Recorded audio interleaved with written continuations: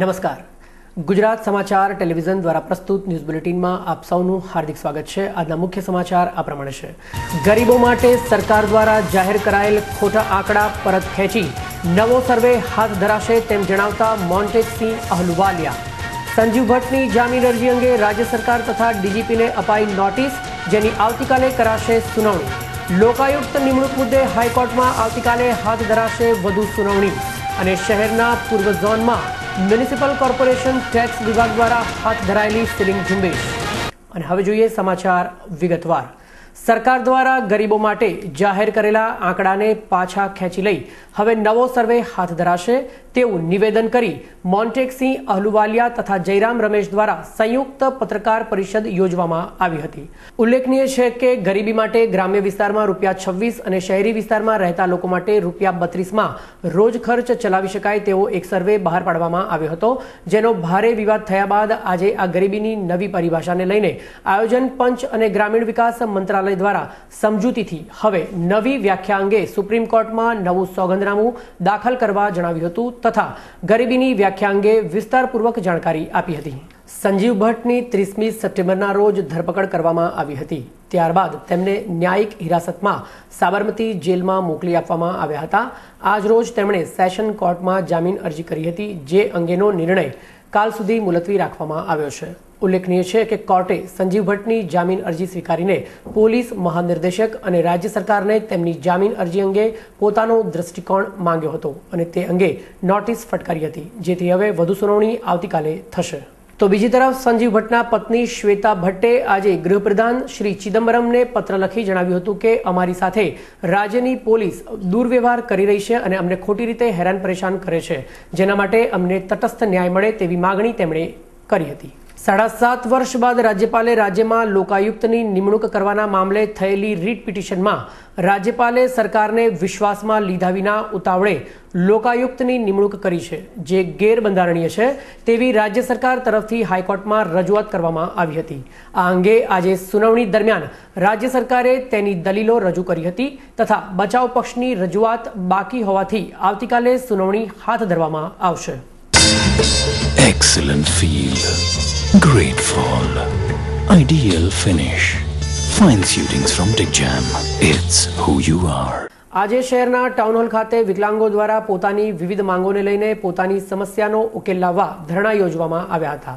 તેમની માંગોમાં વિદ્યા સહાયકોની ભરતીમાં ગુણવત્તા યાદીમાં સ્થાન મેળવેલ અંધ ઉમેદવારોને નિમણૂક નહીં આપી કરાયેલ અન્યાય તેમજ વિકલાંગ ધારો અમલીકરણ સહિતના પડતર પ્રશ્નોના ઉકેલ લાવવા માટે તેઓ રાજ્ય સરકારની સામે અનશન પર બેસતા પ્રમુખશ્રીએ જણાવ્યું હતું કે રાજ્ય સરકાર દ્વારા જે અન્યાય થયો છે, આ ઉપરાંત વિકલાંગ ધારો 1995નું પૂર્ણ રીતે અમલ કરવામાં આવતો નથી. વિકલાંગોને માટે વિવિધ કલ્યાણકારી યોજનાઓ જે છે એમાં BPLની મર્યાદા રાજ્ય સરકાર દ્વારા દાખલ કરીને એ લાભાર્થીઓને એના લાભોથી વંચિત રાખવાની જે તજવીજ શરૂ થઈ છે, એની સામે અમારો આક્રોશ છે. તથા રાજ્ય સરકાર વિકલાંગો સામે સંપૂર્ણપણે ઉદાસીન છે તેમજ વિકલાંગો માટે ઘડવામાં આવેલ વિવિધ કલ્યાણકારી યોજનાઓનો લાભ અપાતો નથી, જેથી આ ધરણા તથા અનશનમાં રાજ્યભરના વિકલાંગોએ સાથ સહકાર આપ્યો હતો. મુખ્યમંત્રી મોદીની સામે પડેલ સંજીવ ભટ્ટની તારીખ 30મી સપ્ટેમ્બરના રોજ ધરપકડ કરવામાં આવી હતી. તેમની ધરપકડને રાજકીય કિન્નાખોરી ગણાવતા શહેરની વિવિધ સામાજિક સંસ્થાઓએ સરદારબાગ પાસે ધરણા કર્યા હતા. બેનર્સ અને સૂત્રોચ્ચાર કરતા તેઓએ જણાવ્યું હતું કે સંજીવ ભટ્ટને ન્યાય આપો, આવું વર્તન કરી રાજ્ય સરકાર તાનાશાહી કરી રહી છે. આ ધરણામાં વર્ષ 2002ના ગોધરાકાંડના પીડિતો પણ જોડાયા હતા.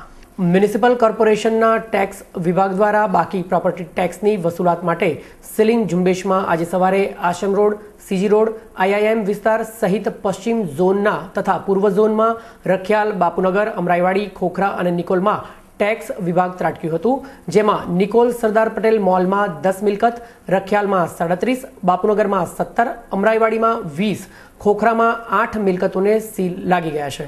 આમ ઠેર ઠેર તંત્રએ આકરા પગલાં લેતા ડિફોલ્ટર્સમાં ગભરાટ ફેલાઈ ગયો છે તેમજ હજુ વધારે ને વધારે કાયદાના સાણસામાં લોકો લેવાશે. The art of enchantment, designs that intrigue, fine suitings from Digjam. It's who you are. આજે શહેરના સીટીએમ વિસ્તારમાં એક 6 માસની બાળકીને કોઈ વ્યક્તિ કચરા પેટીની નજીક ફેંકી જતું રહ્યું હોવાની ઘટના બની હતી. સીટીએમ નજીકના આઝાદનગર પાસે કચરાના ઢગલાની બાજુમાં આશરે 6 માસની બાળકીની લાશ પડી હતી. ત્યાંથી પસાર થતા સ્થાનિક લોકોએ આ જોતા કાગડા બાળકીની લાશને ચાંચ મારી રહ્યા હતા. સ્થાનિક લોકોએ આ અંગેની જાણ 108 ઇમરજન્સી સેવાને કરતા 108ની ટીમ સ્થળ પર આવી પહોંચી હતી. તેના તબીબે બાળકીને તપાસી તેને મૃત જાહેર કરી હતી. હાલ રામોલ પોલીસે આ અંગે ગુનો નોંધી મૃત બાળકીના પરિવારજનોની ભાળ મેળવવા માટે તપાસ શરૂ કરી છે. ગઈકાલે મહાષષ્ઠી પૂજાથી દુર્ગા પૂજાનો ભવ્ય પ્રારંભ થઈ ગયો છે. અમદાવાદમાં વસતા બંગાળી સમાજના ભાઈઓ તથા બહેનો આ દુર્ગા પૂજામાં ભાવપૂર્વક ભાગ લઈ રહ્યા છે. છઠ્ઠા નોરતાથી દશેરાના દિવસ સુધી કરવામાં આવતી આ દુર્ગા પૂજામાં મહાદુર્ગાની પૂજા અર્ચના સાથે માની એવી રીતે સંભાળ કરવામાં આવે છે કે જેવી રીતે એક માતા દીકરીને સાચવે છે અને વિજયાદશમીના દિવસે વિજય સરઘસની સાથે સાથે તેમને વિદાય આપવામાં આવે છે. મા દુર્ગાની આ પૂજામાં સાથે લક્ષ્મી માતા, સરસ્વતી દેવી તથા ભગવાન કાર્તિકેયની પણ પૂજા થતી હોય છે. ઉલ્લેખનીય છે કે અમદાવાદમાં વર્ષ 1938થી દુર્ગા પૂજાનું આયોજન થતું આવ્યું છે.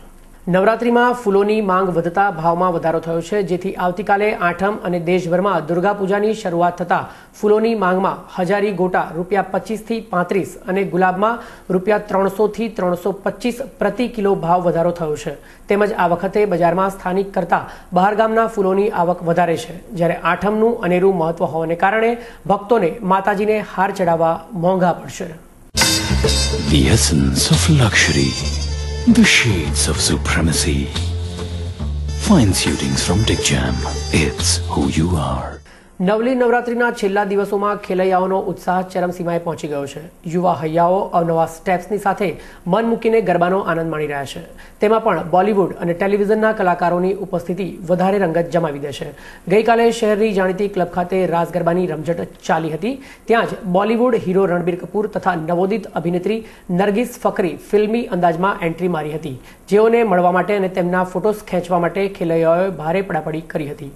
આ સાથે રણબીર કપૂર તથા નરગિસે ખેલૈયાઓનો ઉત્સાહ વધારતા ગરબાના થોડા સ્ટેપ્સ પણ લીધા હતા, જેથી ખેલૈયાઓ ઉત્સાહથી ઝૂમી ઉઠ્યા હતા. બીજી તરફ રણબીરને મળવા માટે ચાહકોની ભીડ મોટી માત્રામાં એકત્રિત થઈ ગઈ હતી. ચાહકો તેને મળવા આડાશ તોડીને આગળ દોડી ગયા હતા અને સંચાલકો માટે ચાહકોની ભીડ પર કાબુ મેળવવો મુશ્કેલ બની ગયો હતો.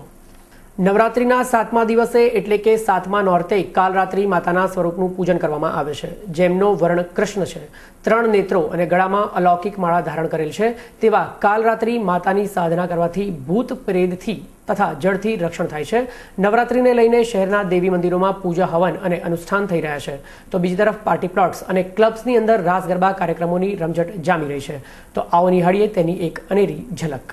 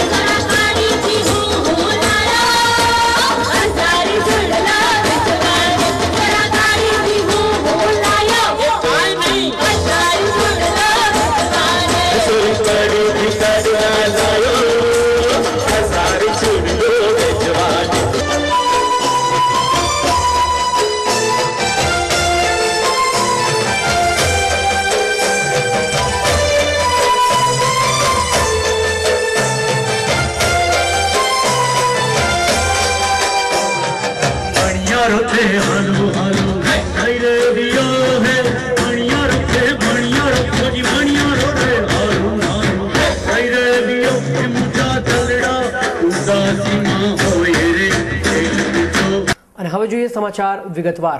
વિદેશી શેરબજારોના ખરાબ સંકેતોના પગલે સ્થાનિક શેરબજારમાં આજે શરૂઆતથી જ 300 પોઈન્ટ્સનો કડાકો જોવા મળ્યો હતો, જેમાં બીએસસી સેન્સેક્સ 305 પોઈન્ટની સાથે છૂટ્યા 16,158, જ્યારે એનએસસી નિફ્ટી 93 પોઈન્ટની સાથે ઘટ્યા 4,850. ખાસ કરીને આજે મેટલ, રિયાલિટી, ફાઇનાન્શિયલ, ટેકનોલોજી અને ઓઇલ એન્ડ ગેસ સેક્ટર્સમાં વેચવાલીને પગલે સેન્સેક્સ 350 પોઈન્ટમાં ગબડ્યો હતો. खट्टी मीठी जिंदगी तुमसे ही है खुशी. You're the one for me, baby, you're the one for me. कभी You're the one for me